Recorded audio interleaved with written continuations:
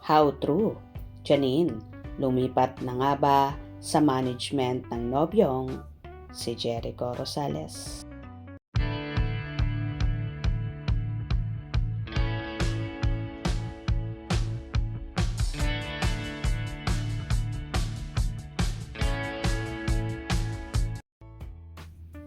Iisa na pala ang manager nina Jericho Rosales and Janine Gutierrez.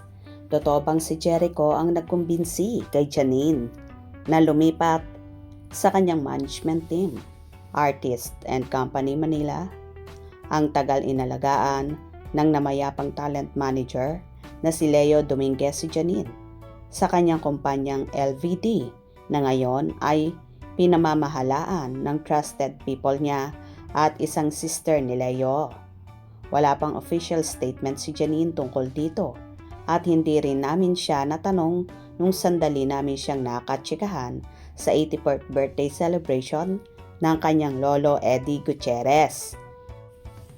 Nagduet sina Jericho at Janine sa nasabing birthday celebration ng kanyang lolo na first time raw nilang ginawa. Samantala, all out ang suporta ni Janine sa pelikula ni Echo at Ann Curtis na The Loved One na nagbukas sa mga sinihan noong Miyerkules. Post niya sa kanyang Instagram channel, OMG, I watched The Loved One last night. 5 stars, huhuhuhu. What a special movie. Sabi niya sa Instagram channel niya. When kayo manonood, need ko ng kausap about it. Ha ha ha ha. I don't wanna spoil anything. Pumick up ang pelikula dahil mas binabaan ang presyo ng tiket sa ibang mga sinihan. Well, kung totoo man ito, mas maganda para palagi na silang magkasama at iisa na nga ang kanilang management.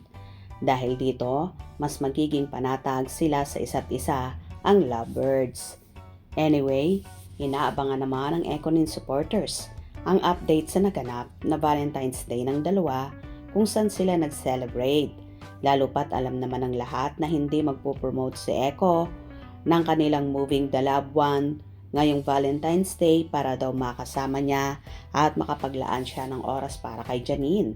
Ayon pa nga sa actor, babawi siya ngayon sa nobya dahil last year nga ay naging busy ito sa work at iba't ibang commitments. Kaya hindi sila nakapag-date ng mismong Valentine's Day. Abang-abang tayo dahil for sure, magpo-post din sila ng ganap nila ngayong araw ng mga puso.